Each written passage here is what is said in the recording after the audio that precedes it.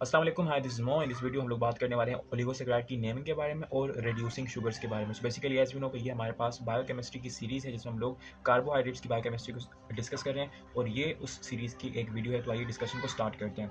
So as we know कि oligosaccharide एक इस तरह के शुगर्स होते हैं, ओलिगोसैकेराइड्स एक इस तरह के शुगर्स होते हैं, शुगर्स जिनमें आपके पास 3 से लेकर 10 तक मोनोसैकेराइड्स होते हैं, मोनोसैकेराइड्स।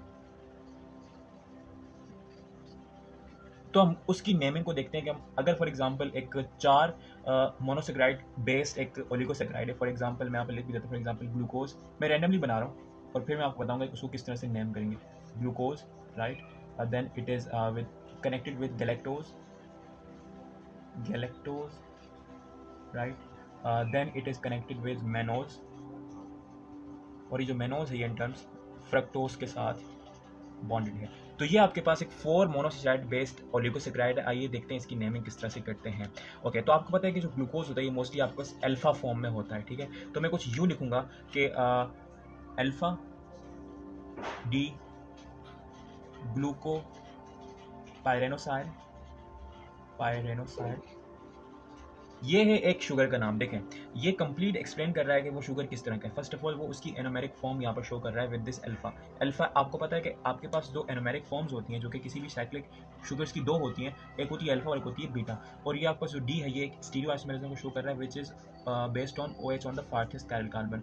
ग्लूको मतलब कि ग्लूकोज है एंड पायरेनोसाइड। आपको ही पता है कि जो आपके पास हेक्सोज होते हैं, हेक्सोज का जो साइक्लिक स्ट्रक्चर होता है वो दो किस्म का हो सकता है, either it can be a pyranose, either it can be a furanose. तो आपके पास जो ग्लूकोज है वो पायरेनोज होता है, ठीक है। ये मैंने लिख लिया, ठीक है। इसके बाद मैं क्या लिखूंगा, मैं यहाँ पर इन दोनों के दरमियान की जो आपके पास ग्लाइकोसाइडिक लिंकेज है उसको मैं शो करवाऊंगा। तो आपको पता है कि जो ग्लूकोज है इसका कार्बन नंबर 1 और गैलेक्टोज का कार्बन नंबर 4 इन्वॉल्व होता है मोस्टली। ये आपको ऑलरेडी मतलब कि ये जो आप नाम देंगे ये आप स्ट्रक्चर को देख के देंगे, ठीक है।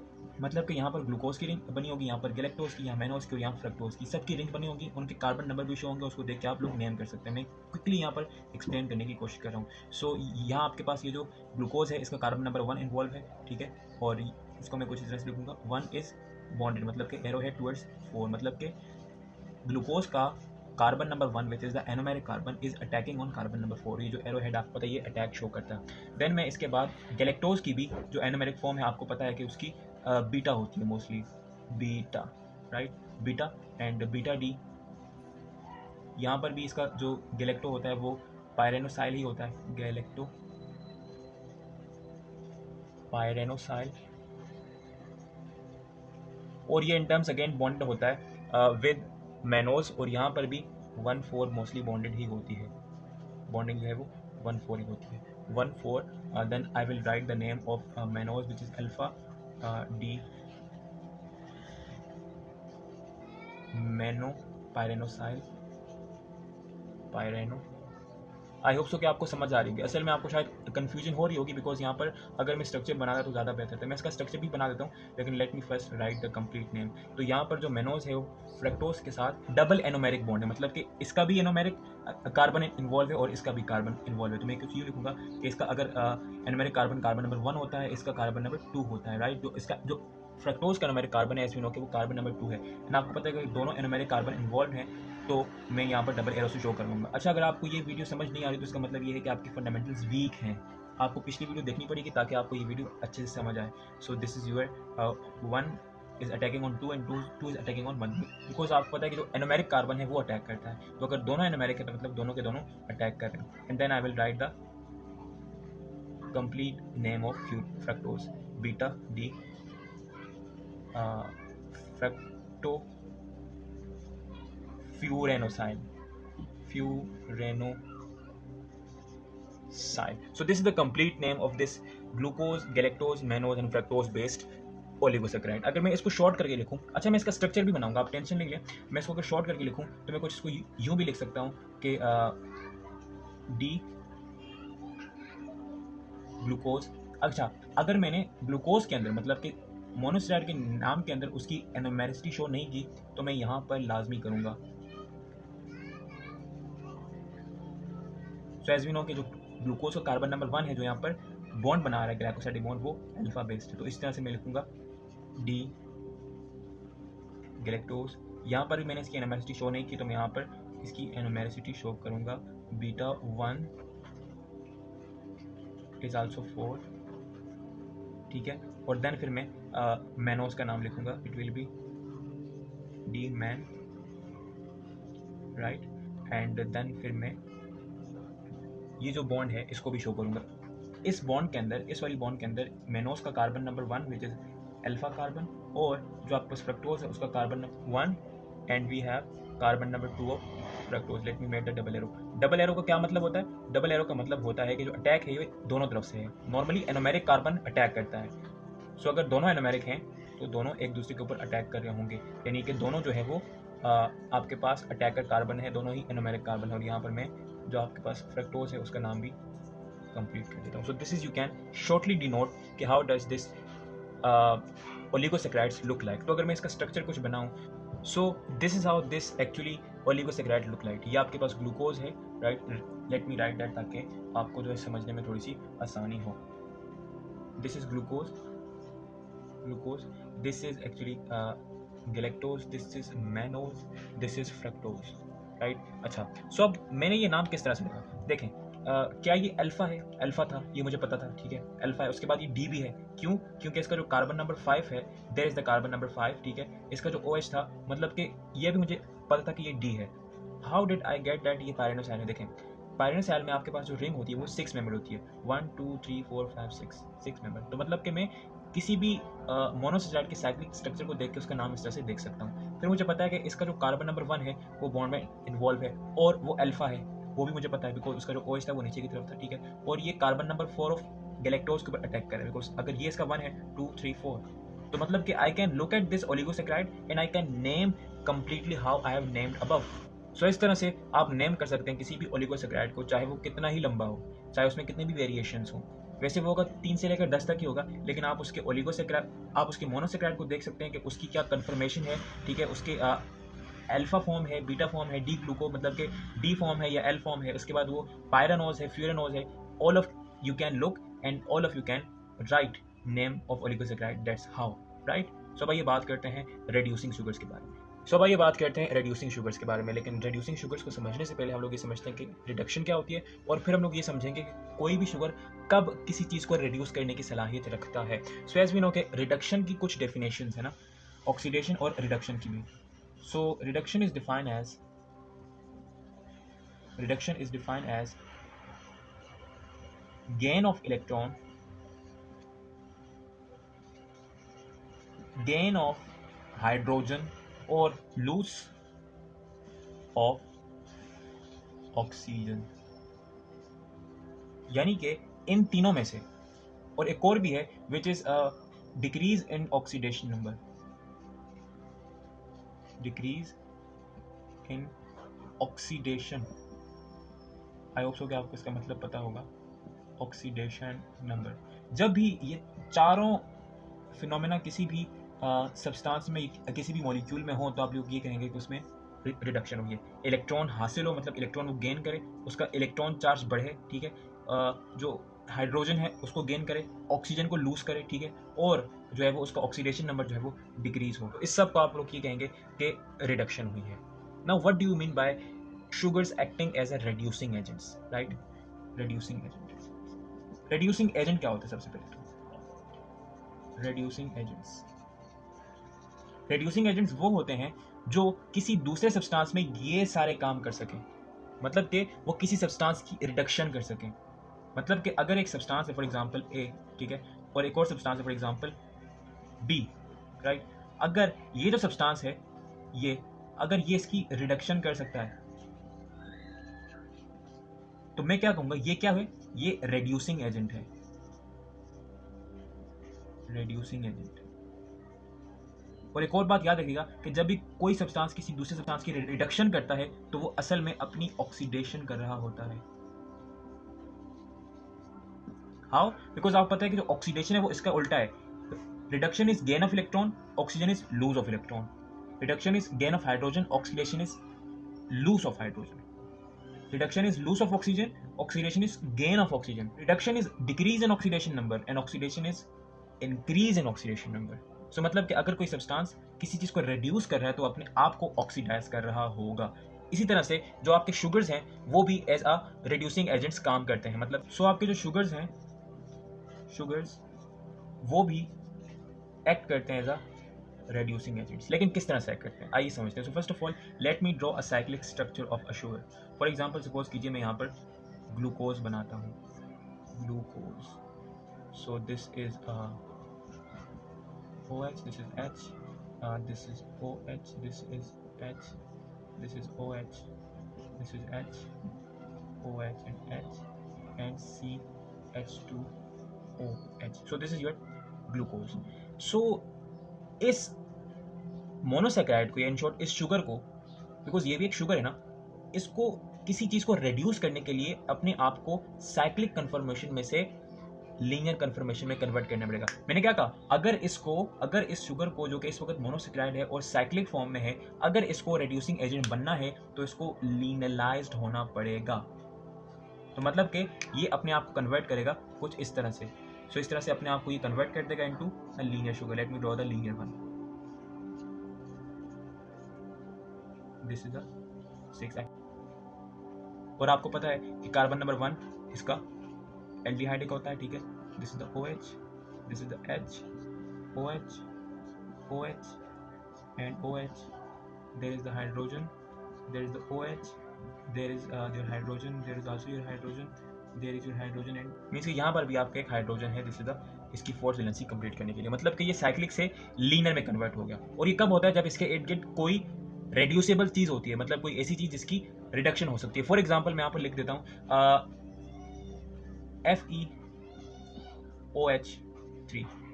आपको पता है कि जो Fe होता है इसके ऊपर इस वक्त +3 चार्ज है, राइट. सो इसकी रिडक्शन हो सकती है, मतलब कि इसको हम लोग इसको रिड्यूस कर सकते हैं. इससे जो ऑक्सीजन है वो इसको लूज करवा सकते हैं, इसके इलेक्ट्रॉन्स हम लोग इंक्रीज कर सकते हैं. सो जब भी इर्द गिर्द कोई भी रेड्यूसेबल सब्सटेंस होता है तो ये शुगर्स अपने आप को लीनलाइज्ड फॉर्म में कन्वर्ट करते हैं. क्यों? क्योंकि ये साइक्लिक फॉर्म में, एक बात याद रखिएगा कि शुगर्स, मैं यहाँ पर नोट बना के लिख भी देता हूँ, नोट. जो आपके पास शुगर्स हैं, sugars they can't reduce in their cyclic structure, in their cyclic structure या कन्फिग्रेशन कह सकते हैं आप. मतलब कि अगर इसको किसी चीज को रिड्यूस करना है तो इसको लीनलाइज होना पड़ेगा. क्यों? क्योंकि देखें हमेशा से जो किसी भी शुगर में रिडक्शन होती है वो होती है इस डबल बॉन्डेड ऑक्सीजन की वजह से, दिस वन. तो क्या इस स्ट्रक्चर में डबल बॉन्डेड ऑक्सीजन है? अगर डबल बॉन्डेड ऑक्सीजन नहीं होगी तो ये कहां से इस रिड्यूसेबल सब्सटेंस की रिडक्शन कर पाएगी? तो अगर इसने रिडक्शन करनी है तो first of all it had to convert into this linearised form, ताकि इसका जो एनोमेरिक कार्बन है जो कि कार्बोनाइल था उसके ऊपर जो डबल बॉन्डेड ऑक्सीजन है वो वापस आ जाए. और ये जो ऑक्सीजन है, मतलब कि ये जो कार्बन विच इज कार्बोनाइल, ये इसकी जो है बाद में जाके वो रिडक्शन करेगा और इसको कन्वर्ट कर देगा किसी भी रिड्यूसिंग, मतलब कि रिड्यूस सब्सटेंस में. फॉर एग्जांपल इसको कन्वर्ट कर देगा FeO, आयरन ऑक्साइड, इसके ऊपर +2 चार्ज, मतलब कि इलेक्ट्रॉन गेन हुए ना, +3 से +2, मतलब कि इलेक्ट्रॉन आया, इलेक्ट्रॉन का गेन हुआ, ठीक है. ऑक्सीजन था उसको लूज हुआ, मतलब कि ऑक्सीजन की लॉस हुई. 3 थे, ठीक है, तो अब 1 रह गया, मतलब कि यहाँ पर इसकी रिडक्शन हुई.